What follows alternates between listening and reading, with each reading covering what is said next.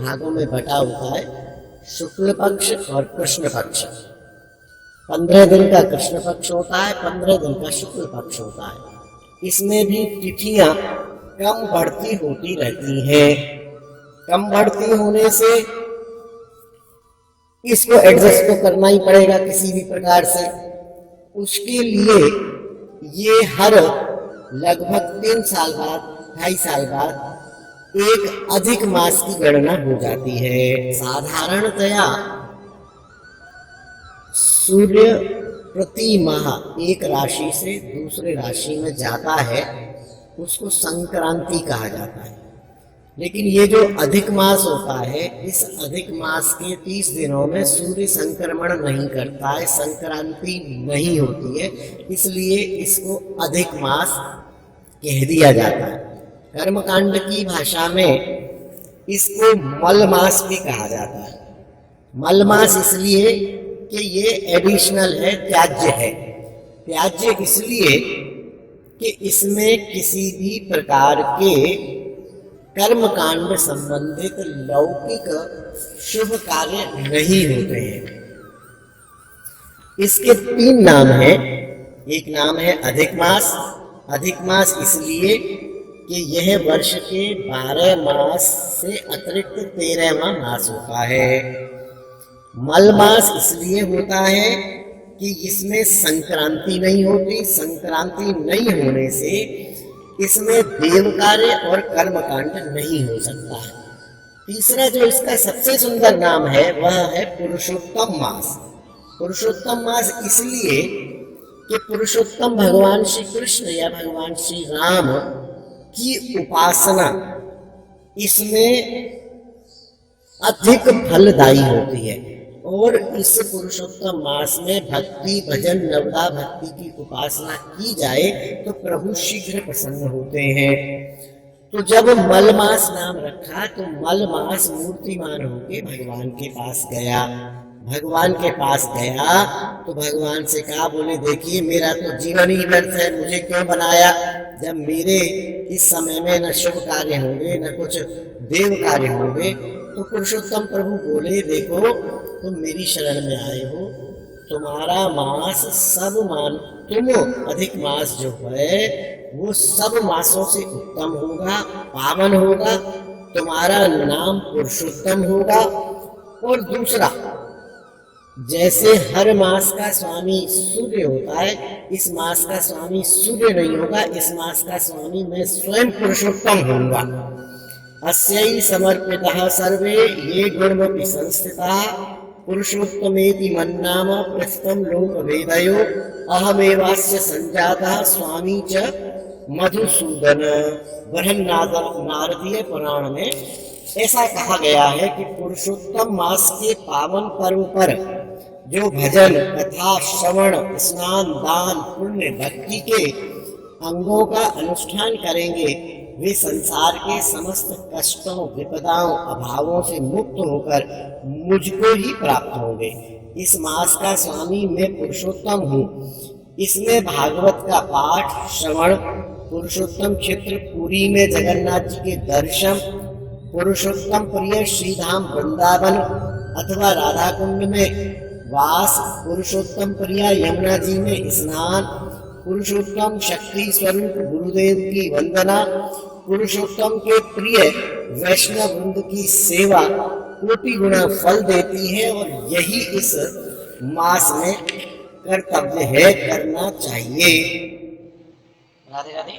अभी भी आपने सुना कि अधिक मास क्या है एवं उसका क्या महत्व है एवं अधिक मास में भक्ति का भी कितना महत्व है। आइए अब जरा ईश्वर प्रकाश डालते कि अधिक मास में जो श्री राधा दामोदर मंदिर है वृंदावन में, उसका क्या महत्व है और वहाँ हम कैसे क्या क्या कर सकते हैं। यह जो वर्ष है पुरुषोत्तम मास का पुनीत वर्ष है। यह पावन मास दिनांक 16 मई से 13 जून 2018 तक है। ठाकुर श्री राधा दामोदर जी महाराज के दर्शन, मंदिर की 4 परिक्रमा, श्री गिरिराज चरण शिला के प्रत्यक्ष दर्शन, मंगला आरती, सहित अनेक अनेक आरतियों में सम्मिलित गौ सेवा, दीपदान व विभिन्न जो सेवाएं हैं उनके द्वारा हम अपनी जितने भी मनोरथ हैं उनको पूर्ण कर सकते हैं। यह जो मास है यह भक्ति भावेश से निर्मित है, जिसको भगवान ने अपने भक्तों की रक्षा हेतु व दुष्टों का नाश हेतु बनाया है। यह जो अधिक मास है ये भक्तों, वैष्णव जन, जो संत हैं, जो साधु हैं, जो दिन भर भजन में रमते रहते हैं, उनके लिए बड़ा हितकारी एवं कल्याणकारी है। इस पुरुषोत्तम मास में, अधिक मास में एक मंत्र है, उसका यदि भक्ति पूर्वक जप करा जाए तो जो भगवान पुरुषोत्तम की जो दामोदर स्वरूप में जो यहाँ श्री विग्रह विराजमान है उनकी जो निर्मल भक्ति है वह प्राप्त होती है। वह जो मंत्र है वह है गोवर्धन धरम वंदे गोपालम गोप रूपिणम गोकुलोत्सव मीशानाम गोविंदम गोपिका प्रियम। इस पवित्र मास में ठाकुर श्री राधा दामोदर जी का ध्यान करके मंदिर की 4 परिक्रमा करने से अक्षय पुण्यों की प्राप्ति होती है। यहाँ जो श्री गिरिराजशिला चरणशिला है वह जो सिंहासन पर विराजमान है वह श्री कृष्ण द्वारा दी गई है। उसका दुग्ध से अभिषेक करके तुलसी दल सेवा कराना, फूल बंगले बनवाना से मनुष्य को मनोरथ सिद्धि की प्राप्ति होती है। ठाकुर श्री राधा दामोदर जी का जो कार्तिक मास प्रिय मास है उसी प्रकार से अधिक मास भी ठाकुर जी का प्रिय मास है। इस पवित्र मास में श्री गिरिराज महाराज की परिक्रमा व अभिषेक का विशेष महत्व है। मंदिर के श्री सिंहासन पर विराजमान श्री गिरिराज चरणशिला के दर्शन करने व अभिषेक कराने का विशेष महत्व भी श्री पुरुषोत्तम मास में होता है। मंदिर की 4 परिक्रमा का विशेष विधान का नियम हर संभवतः प्रत्येक मनुष्य को इस पुरुषोत्तम मास में अनुष्ठान के रूप में करना चाहिए। 4 परिक्रमा के विशेष विधान से ठाकुर श्री राधा दामोदर जी की महाराज की विशेष कृपा सहित समस्त मनोकामनाएं सहज पूर्ण होती है। तो हमने जाना कि जो राधा दामोदर जी मंदिर है वृंदावन में जो विराजमान है उसका बहुत अधिक महत्व है इस पुरुषोत्तम मास में। पुरुषोत्तम मास के जो ये दिन हैं इनके पावन दिनों में जो इसके क्योंकि एक एक दिन बड़ा पावन है, इसमें नित्य मंदिर की 4 परिक्रमा एवं जो श्री रूप गोस्वामी जी महाराज की भजन कुटिया एवं समाधि के समीप एक माला, श्री रूप गोस्वामी जी की भजन कुटिया एवं समाधि के समीप एक माला श्री हरिनाम महामंत्र करने का पुण्य फल असंख्य माला करने के बराबर होता है। अतः जब हर रूप में कोशिश करनी चाहिए कि इस मास में, इस अधिक मास में हम वहाँ दामोदर मंदिर आए और समाधि भजन कुटिया है जो श्री रूप गोस्वामी महाराज की, वहाँ पे बैठ के एक महामंत्र की माला करें और उसका जैसा कि लिखा है कि उसका जो माला का फल है वह असंख्य होगा, असंख्य मालाओं के फल के बराबर होता है। अब यहाँ पे कुछ सेवाएं हैं जो आप घर बैठे कर सकते हैं, जिनकी एक राशि है, एक आपका अपना यदि कोई बजट हो वह भी हो सकता है, या कुछ तय राशियाँ हैं तो वह भी हो सकती है।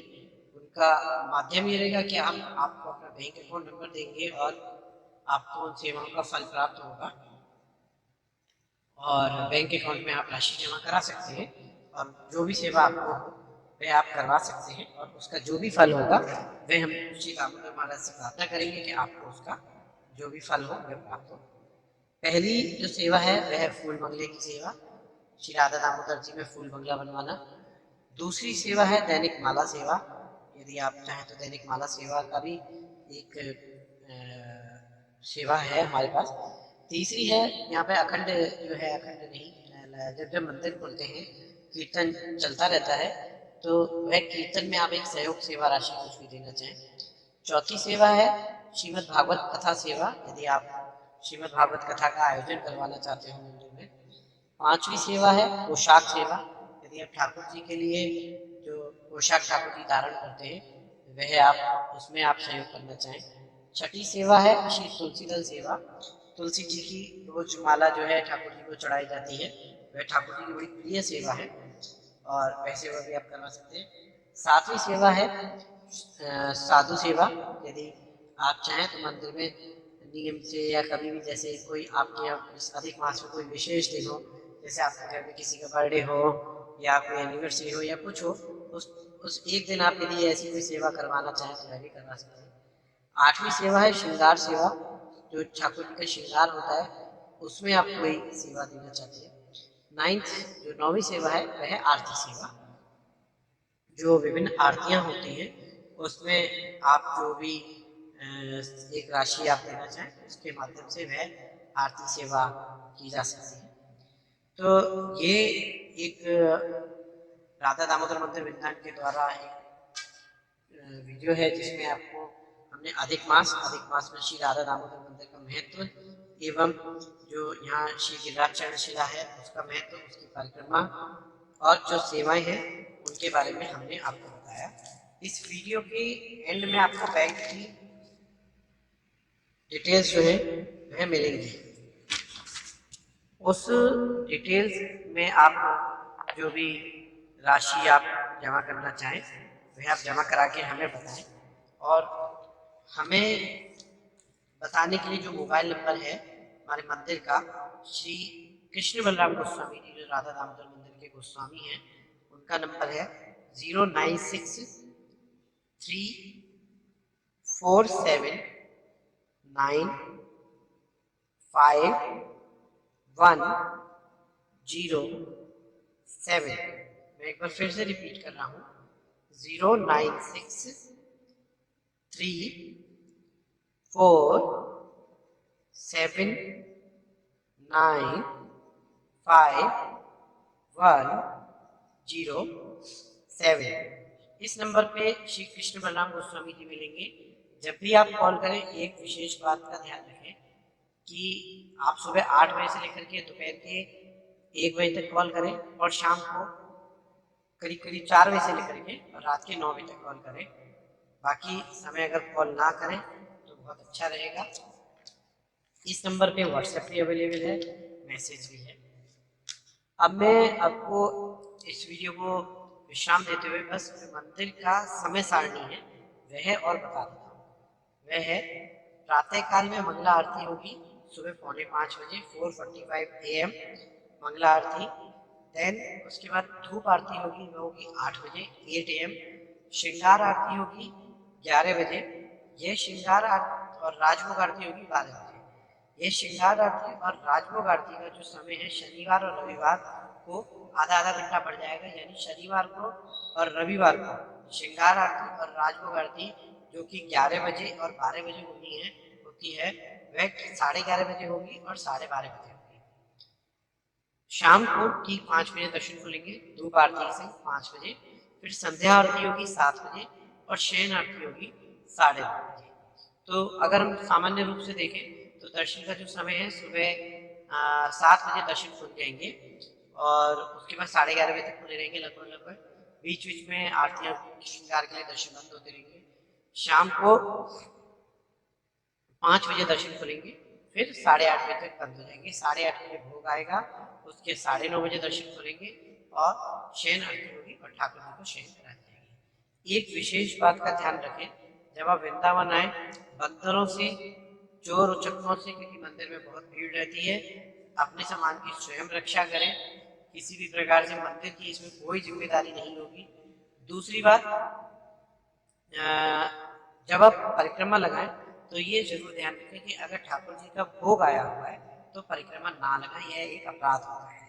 तो इस अपराध से बचें, बताना हमारा काम है। आगे आप इस चीज को फॉलो करेंगे तो आपके लिए ही हितकारी होगा। जय श्री राधे, जय निताई, जय दामोदर, जय नित्यानंद।